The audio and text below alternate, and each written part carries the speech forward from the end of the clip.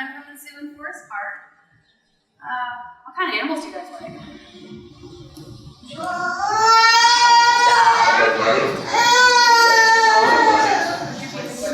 What do you like? You like turtles? Bunnies, turtles, like your snakes? You guys like snakes? No. What do you like? Let me think. Do you guys like buffalo? Like donkeys? We have a donkey at the zoo. He is 29 years old. He's a very old man. He wears a coat during the winter because it's too cold for his old bones. So he wears a coat all winter. In fact, we have some goats and some mini donkeys that also wear jackets because it's so cold and they're older.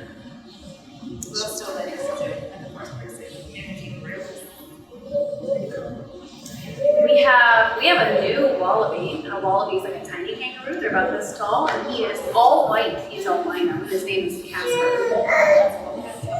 He just joined us this year. So we have 5 wallabies. Wow! And they're really cute, and they love bananas. Bananas. I love bananas. Who likes bananas? I like bananas. Yeah, bananas are a perfect food. We have lots of things. We have a coyote, and one of his favorite foods is bananas. Yeah, because coyotes are in the canine family, and canines are omnivores. They like to eat meat and plants. That includes foxes. We have a fox named Gandalf. He's a great fox. They're from around here, and their whole diet shifts during the year. There's some parts of the year when there's lots of fruits and nuts, they eat fruits and nuts, and when there aren't fruits and nuts, they eat meat. So it'll change their whole diet across the year, so it's really cool. And he also really likes bananas.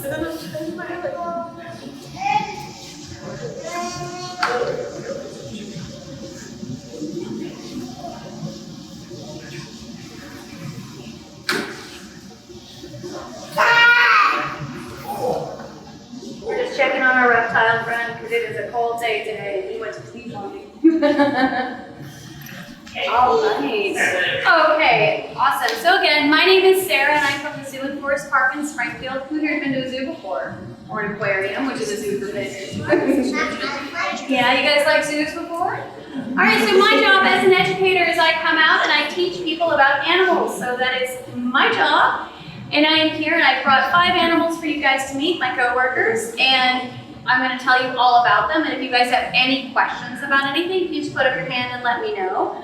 You guys are going to be able to touch just about everybody today. We have somebody who's very new with our program, and so she's still getting used to coming out and meeting people, so we'll see how she feels about being touched by strangers. She knows who I am, but she doesn't know who you are, and so we want to make sure that she feels safe and comfortable, because sometimes we don't want to talk to strangers, right?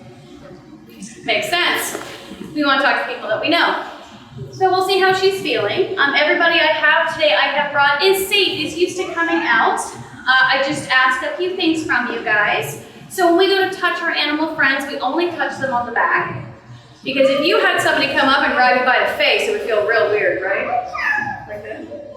Right, so we don't touch anybody's faces. They don't like it. We don't like it generally. And so we just do that so we can pet them down their back. And you guys hold up 2 fingers for me. We're going to use 2 fingers to touch down our friend's back. And if you don't want to touch somebody or you change your mind about it, that's perfectly fine. Just let me know. But everybody I have brought is safe, even if there's somebody maybe you haven't seen before or maybe you have.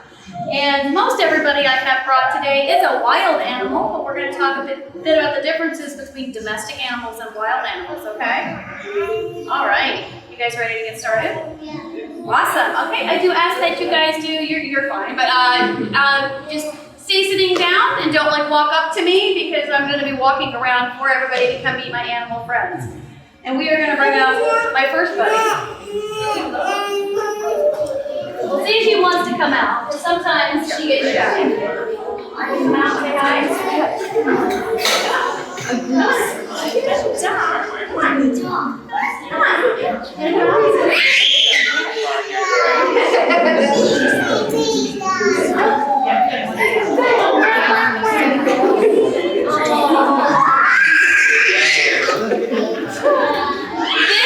This is August, and August is a Pekin duck that is a breed, and August is a domestic duck. Who here's heard the word domestic before? Some people? Yeah. Domestic means he is an animal that is bred to live with people. We have lots of survive, and he is one of these guys. He has small wings that he is not able to fly. He loves being around people, and that is, he needs people. And we have like a lot of things. There's a lot of talk and research that shows that chickens are probably the first domesticated animal that we had. Hi, August. Hey, buddy. And this little man was found in a box as a baby on the side of the Connecticut River. So somebody decided they didn't want him anymore, put him in a box, and left him there. And so when he came to us, he was having kind of a hard time. Come here, yeah. We're going to give him a little pickup. And so August here, he is about to turn 3 this year, this upcoming year. So he's about 2.5 right now. And he was named August because he was found in August and probably when he was born. But Pekin is his breed, like you have breeds of dogs, like German Shepherds or small terriers, or cats, you like Siamese cats and Russian blues, and so his breed is Pekin. And they all look like this, they've got cute little cheeks on them.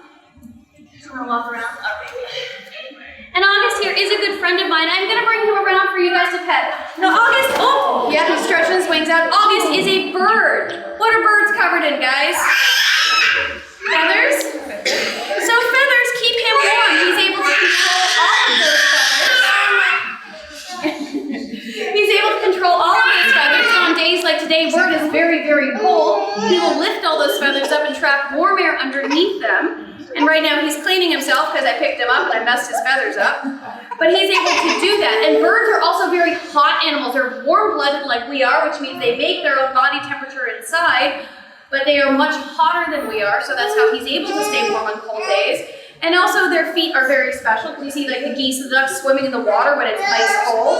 They're able to control their temperature with the warm blood, and along with the fact that they don't have a whole lot of muscles inside of their legs to freeze, so that's why they're able to do that. I'm gonna go around and meet some people? Yeah, hi honey. So I'm gonna lift August up. Perch up on my hand. Here you go. Come on. Do you want to sit here? Hi. Hi, honey. Hi. And we're gonna pet him down his back. Hi there. You guys wanna pet him? Feel how soft he is. Now ducks are really special. Ducks have oil on their feathers, and that makes them waterproof. And that way he doesn't catch a cold if he's in the cold water. Sir, what are you doing? Come here. What he wants, apparently. Come here. But he's got all of that oil on his feathers to keep him warm and to keep him dry. You don't have to cut him at me, but he's very soft. He's got a lot of kick.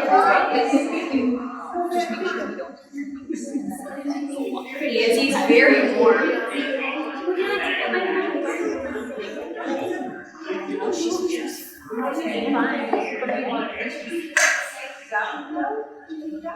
You know what sound a duck makes?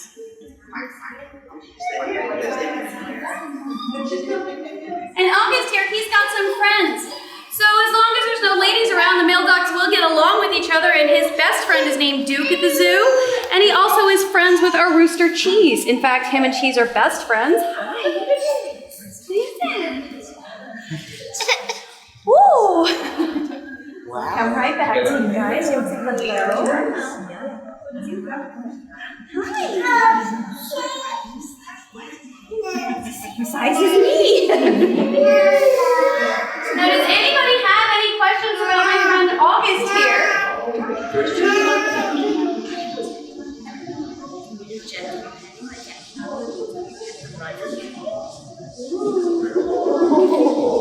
you want to say hello? Okay, you're very gentle. Just like gentle. I know, is that your new friend?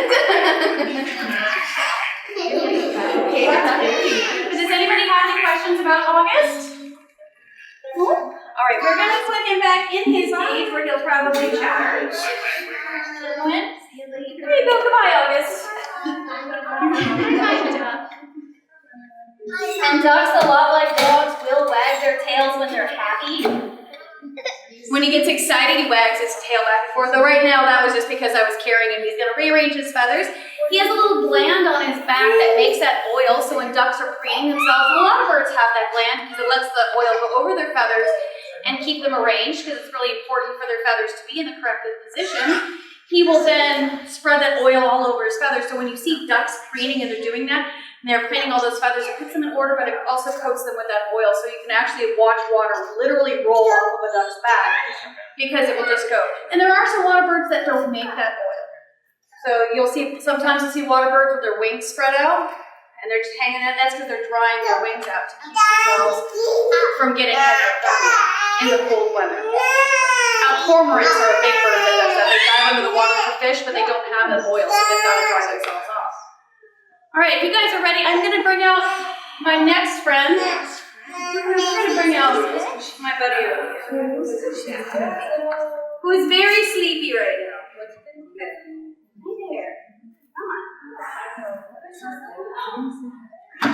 So it is a cold day, so this little man is a little bit chilly. Hi there. But this is a turtle. What do you think? See him? All right. This here is Darwin, and Darwin is an African side-necked turtle who is very sleepy right now. And turtles are reptiles, and reptiles are cold-blooded, which means they don't make their own body heat. So when the temperature gets really cold like this, even though he's got a warmer in there with him, and even though I had him on the heater, it's still really cold. So he's just sleepy. Oh, I think his eyes are opening up. There we go. African side-necked turtles are really cool. They're also called helmeted turtles because if you look at his shell, it looks a lot like a helmet. And these guys are a part of their shell. Have you guys seen cartoons before where turtles leave their shells and like go out and then they go back in them before? Sometimes you see that in a cartoon, but it is a cartoon. It is not real. He cannot do that. He's attached to his shell. His spine is even on the very top of it on the inside. His shoulders are all the way up here. His hips are up here. His neck attaches on the back of his shell because his shell has evolved from ribs. So they don't have ribs inside their body, so all of their organs are kind of suspended inside, which is why when a turtle flips upside down, it's important to get them right side up again so they don't crush themselves. He can feel this.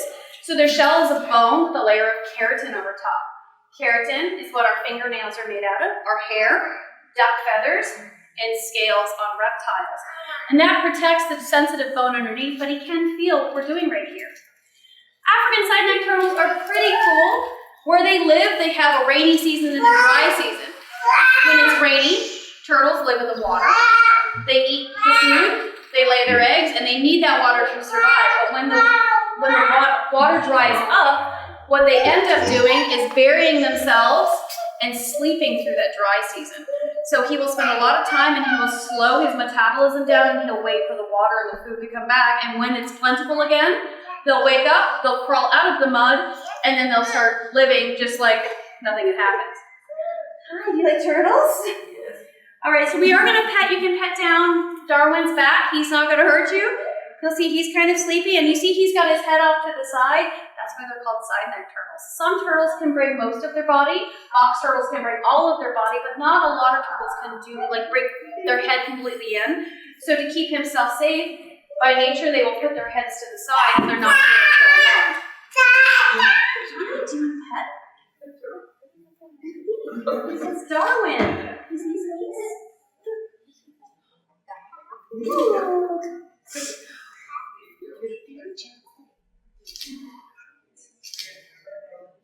And Darwin's a really good friend of ours. He actually likes coming out and meeting people. He gets really curious, especially when it's a lot warmer out. He'll stick his head up and definitely take a look. Turtles, like Darwin, are omnivores. They eat plants and animals.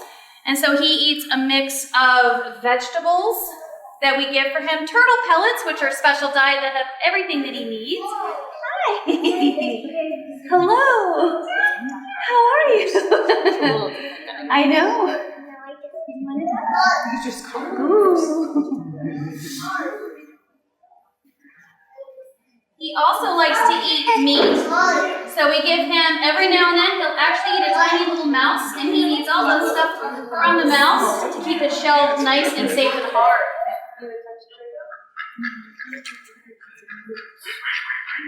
Yeah, he's going to talk.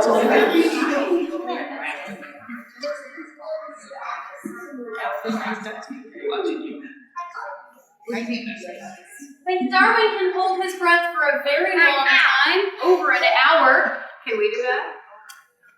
No. But he can do that, and if he needs to hide from predators, besides the shell that keeps him safe, his nostrils are way on the very end of his nose, right way up here, so he can stick just his nostrils out of the air and get breathe if he needs to, but keep himself underneath. Does anybody have any questions about Darwin?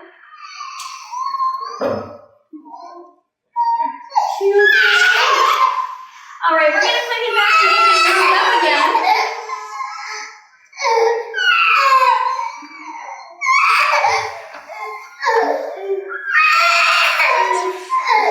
All right, our next animal we can find in our backyards here. I brought a couple of backyard friends today.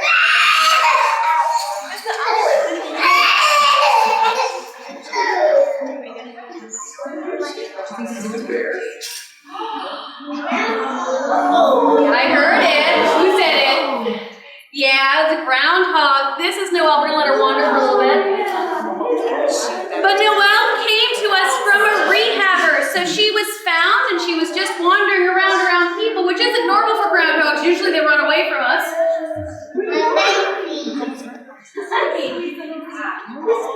But she came to us, and it was very soon seen at the rehabber that she was not afraid of people, and she has a habit of falling over. Hi there. I'm going to bring her for you guys to pet when I'm holding her. I'm just giving her some room to walk around and explore right now. But when Noelle eats, sometimes she's chewing on food and she slowly falls over. And sometimes when she's running, she trips a little bit. And she has no bad quality of life. So she's perfectly fine when she's it's your new friend. I know. So she's not in any pain or anything, but if we were to put her back out in the wild, she would easily succumb to a predator or get hit by a car because she wouldn't know how to take care of herself. So instead, she stays with us. She's pretty young. We don't know why this happened to her. It's possible that she got a parasite in her brain. This happens sometimes with groundhogs, where it affected her balance centers. And also her ability to feel fear. Like, as you can see, she's not afraid of anybody, and she's been like that her whole life. Hi there. Now, she is an herbivore. Groundhogs have a lot of names with us. Sometimes ground squirrels, sometimes woodchucks. I think there's like 20 names that people call them. Come here, you. And they are herbivores. They're really great at getting into gardens. They love to dig. You guys have seen the big holes that they dig. They like to sun themselves. But groundhogs are also incredibly good at swimming and climbing. They're not going to climb up in a tree, but they're going to climb over rocks. And they're going to... Man. She's got a lot of wiggles in her body. We can all feel that, right? But she loves to eat vegetables. She loves leafy greens. A lot of root vegetables. She gets fruit every now and then, but it'll hurt her tummy if she eats too much fruit, so that's kind of limited. And then she also has like a pellet that looks a lot like dog food that has all of her nutrients in it to make sure she gets everything she would need in the wild. She is a rodent. Other rodents we have around us, squirrels, chipmunks, beavers, porcupines, rats. Hi there. And that means that she's got, when you look at her, these big, sharp teeth at the front, and they are always growing, and they need those to eat through the plant matter that they have. Beavers have really strong front teeth because they're constantly chewing on wood. All right, I'm going to bring her around for you guys to pet down her back, and you can take a look at her face. You can see her ears on the side of her head, and her nose. She has a very good sense of smell, and and very good hearing. But you guys can pet down her back as I'm bringing her around. Hello. We're going to do a little snuggle right here. She does. She likes to wander.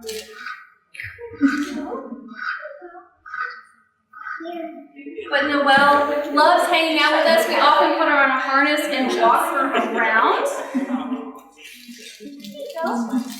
And you can see even her head right now, she counterbalances herself because her sense of balance is not very good.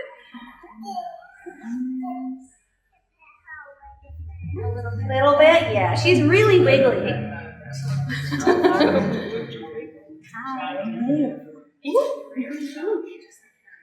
But you guys do see these in our backyard. Oh, no. But like all of our wild friends that we see outside, we want to make sure that we never approach any wild animal, even if they look really cute and squirmy.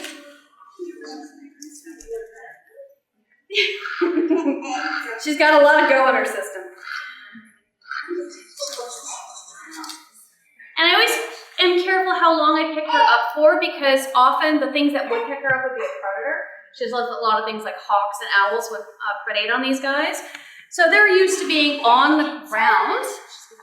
So we make sure that she feels safe and not too confused.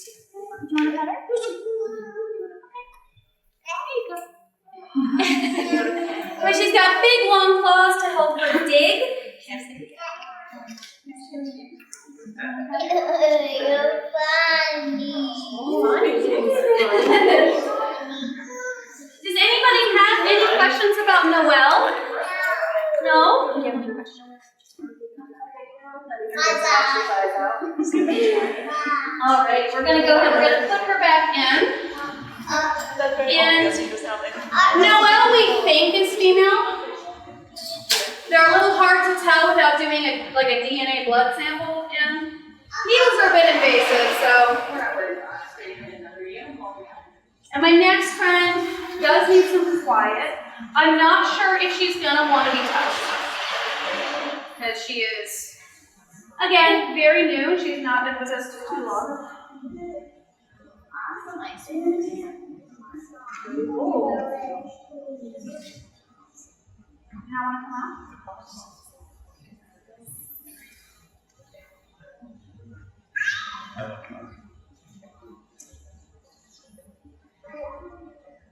We're going to let her come out on her own. I think she got a little bit nervous. Now, we always listen to our animal friends when they're not sure if they want to be in a situation. Because we are super big on consent.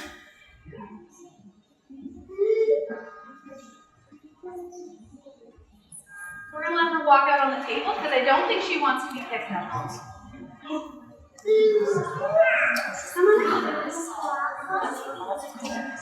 Sometimes she gets a little shy because she is new.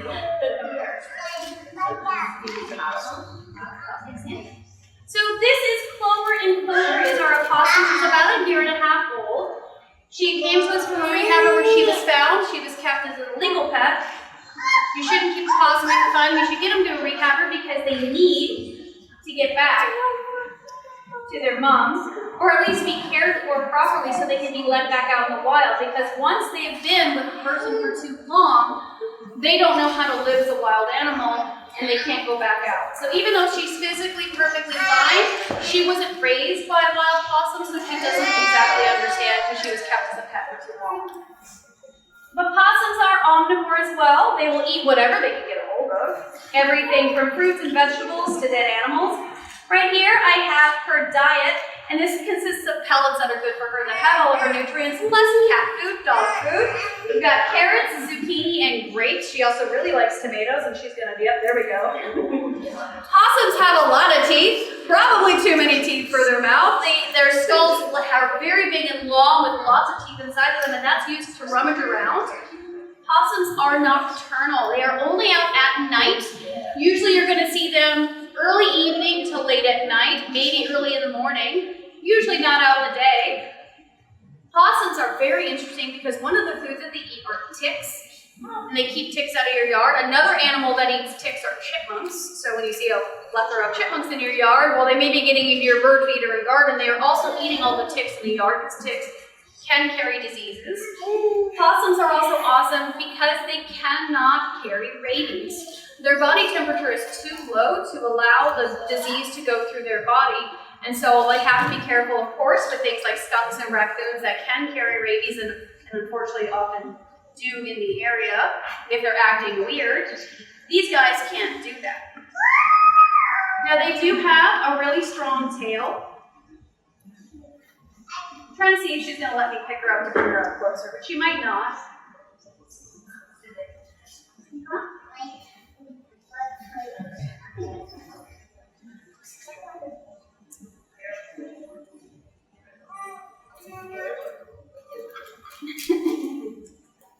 just one moment.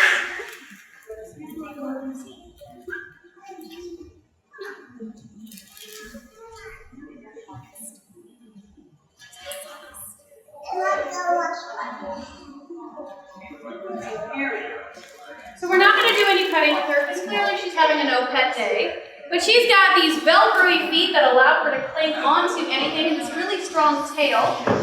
Hi. Nice. But you can see her tail is really strong. When they're babies, they're able to hang off of branches. Opossums do not hang upside down. We see that a lot too. Because it looks really, really cute, but they can't really do that. But they do use it while they're climbing to hold on. You can see her big, strong nails allow her to hold on to me, but also the pads of her feet at the bottom on her palms are really sticky. She's not gooey sticky, but they have a lot of grip to them. Hi. Like no slip shoes. Hello. She is very soft. She's just holding on to me. I'm just making sure she doesn't fall, but she's got me 100%. Hello. Hi. You smell my breath? But she doesn't have a really good sense of eyesight, so she doesn't see very well, but she can smell a lot of stuff. You see the big whiskers on her face that helps her figure out where she's going. And because she's outside at night, she doesn't need to see a lot, but she can listen for things that could possibly hurt her. And she, again, can smell everything around her. She is very, very soft right now. She's got 2 layers of fur. These guys are going to stay out all winter long. And they're usually hunting around the same time that skunks are. So sometimes you'll see them wandering around their yard. And even though they don't carry rabies, again, these guys are wild animals. They do not make good pets. You see a lot of stuff on social media right now where people have wild animals as pets. It's not good for the animal. They need a lot of space. They need the place to roam around. And ultimately, the place they should be is in the wild. All of our animals that we have at the zoo that are wild animals we have because they cannot be released back out to the wild. We don't go to places and just pick out an animal like you would from the store. We find we are a home provided from a lot of rehabbers. Rehabbers are wonderful individuals that take their time to rescue wildlife that has been hurt or orphaned, with ultimately the goal of putting it back out in the wild. And if all of our wild animals could go back out in the wild, we would do it in a heartbeat. But unfortunately, with like Clover and Noel and the other animals we have, be illegal pets or have been injured, they need a place to go or they wouldn't be able to survive out there. Do you guys have any questions about my friend Clover? No? Okay, we're going to put her back in with her food, because I think she's pretty done with me. We get along really well normally. She likes to sleep in my lap. There you go. We're going to give her her lunch. Get her big old chunky tail in her. And possums often lose their babies in the wild. Possums will have a lot of babies all at once. And they'll carry them on their backs, and so they'll use those fruit feet that they have to hold on to their mom, and you'll see like a mom walking around with like 10 babies on their back, like sprinkles on a salad, and they'll hold on there and they'll stay with her. Possums are also one of our North American marsupials. It means they have a little pouch, and that pouch actually faces sideways on their body, so sometimes you see their little faces sticking out when they're teeny tiny babies, and inside that pouch is where mom produces her milk to feed her babies. And they stay in that pouch until they're strong enough to leave, and then they crawl and they ride around in her back, and then she teaches them how to forage and look for their food. All right, I am going to bring out my last friend that I brought with us today. Check on Darwin one more time. Now we're warming up. All right, so my last friend has no legs. She travels in a pillowcase, and she travels inside of this container, and this container keeps her warm. They are from South America.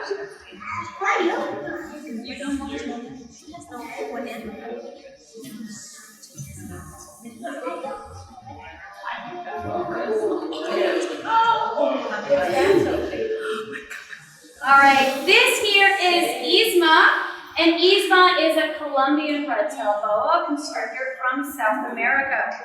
These guys are what's called an obligate carnivore.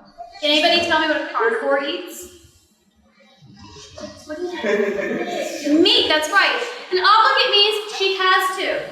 Snakes are carnivores. They cannot eat, sometimes they eat eggs, but they generally don't eat plants. It can make their stomach sick. And these guys are constrictor, which means they make no venom. So she's got a lot of tiny little teeth, but she has no fangs, and those teeth are used to hold on to her food. In the wild, they predominantly eat birds because these guys are arboreal snakes. They're up in the trees where the birds are. They'll hunt, they will steal eggs sometimes. But usually they're looking for birds or rodents. And with us, she eats a rodent. She eats once a week or once every 2 weeks. And it takes her that long to digest her food. So how many meals, guys, are we eating a day? Usually 3 with some snacks in there too. We eat a lot because our body metabolism, which is how we burn our food and use those calories to breathe and for our heart to pump, these guys are much, much slower. So they only need to eat once every week to 2 weeks. Any more than that, and they could actually become obese, and it's very hard for a snake to lose weight. And then they digest everything, the fur, the bones, the meat, all of it, and that uses them. They use all of that to then keep their body moving. She is a little bit cold, like our turtle friend, just because it's chilly today, even though she's got warmers in there and the car was warm.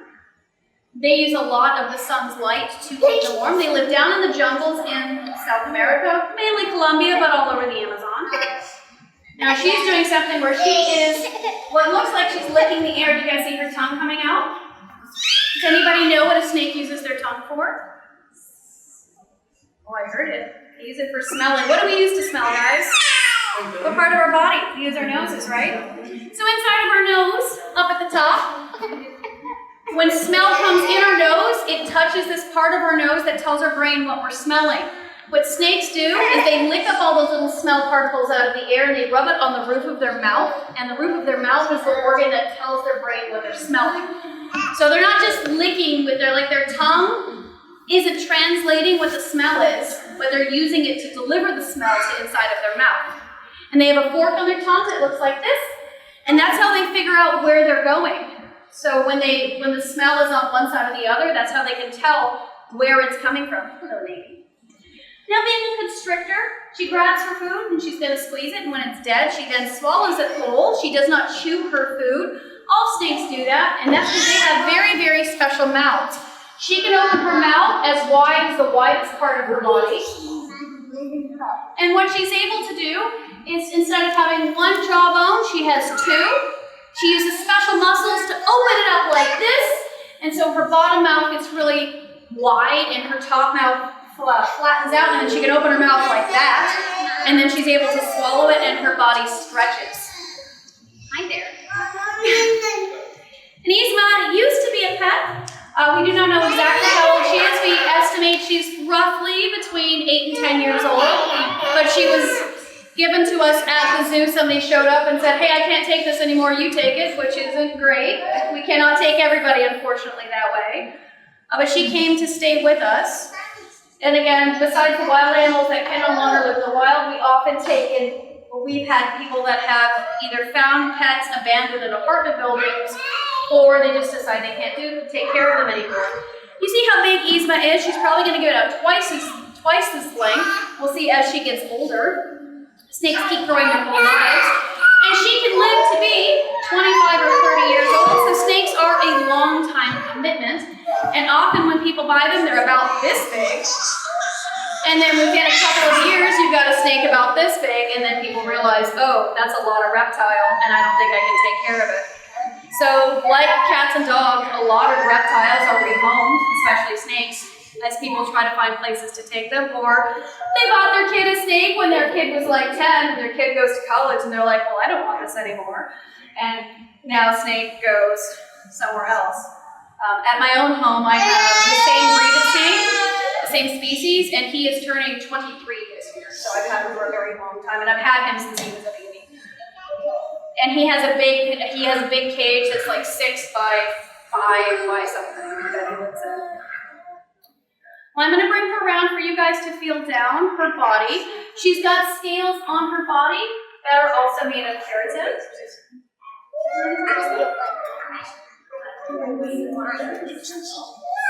The scales protect the skin underneath. She is born with the same number of scales she'll have her whole life. It's okay. She's not going to hurt you, I promise, but I won't come near you, okay? Is that okay? And so those scales are going to protect her, and as she grows, she has to grow bigger scales. You want to try? You feel how smooth she is? If you feel your backs, like your fingernails, you'll feel kind of the same because it's made of the same stuff. No? It's okay. Look. Yeah. Oh,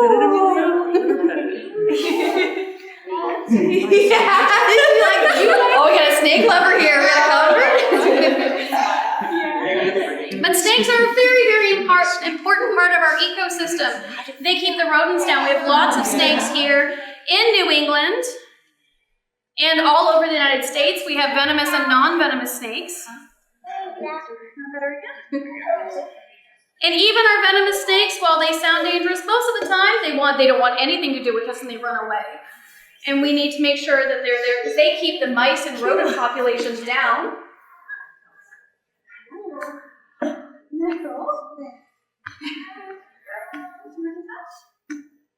No, okay, we're done. I get it. So, snakes are a very, very important part of our environment, and while they are not everybody's cup of tea, if we didn't have them, our granaries and our food stores will be overrun with rodents. And we are now working, I know, as a state to try and bring that back the population of our rattlesnakes in the state. They are on the brink of extinction, which is very sad. They're not found very many places anymore. And while we don't want them in our backyard, usually they will leave people and they live in the deep woods. They don't want to have anything to do with us. Snakes are another one, though, I do say, like when we see snakes in the wild, even our little garter snakes, we don't pick them up. You can see I'm not holding her, she's holding me. Her bones are very fragile. If I were to squeeze her, I could really hurt her. So even if we unintentionally pick up a garter snake because we think it's cool, we not only could accidentally hurt the snake then wants to leave, which means we don't have a thing keeping down our bug and rodent populations in our backyard anymore. So these guys are pretty cool. Do we have any questions about my friend Isma here? No? You want her on the ground? Oh, I don't want to put her on the ground. So she doesn't look it, but she can move. She can be very, very fast. She has special scales. So on her back, she's got tiny scales that protect her back. On her belly, if you look at her belly, she's got big flat scales that act like the palm of your hand, and she can grab onto the ground and she can move. And I don't want her to accidentally go too fast towards somebody and scare somebody. So I make sure that she's okay. Do you have any other questions or anything else about anybody that I brought today or our zoo? No? All right. Well, we are closed for the season right now, but we will be opening up again about Easter time, and we are in Springfield, right in Forest Park. We'll be open weekends around that time, and then around Mother's Day, we'll just be open 7 days a week. Look forward to having you guys. If you guys come to visit, you can see the friends that I brought with me today, plus all of our other animals. We have over 200 animals at our zoo.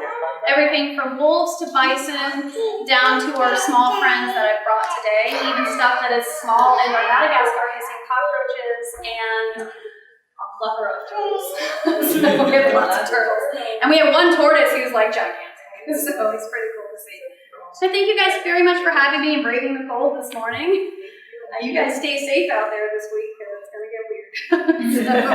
Thank you so much for coming. You're very welcome. Thank you guys for having me. And thank you to the Friends of the Library who help fund these programs. They help fund our museum passes, which we have once they're open available to the Forest Park Zoo, and then also the program. So we're always looking for new friends too. So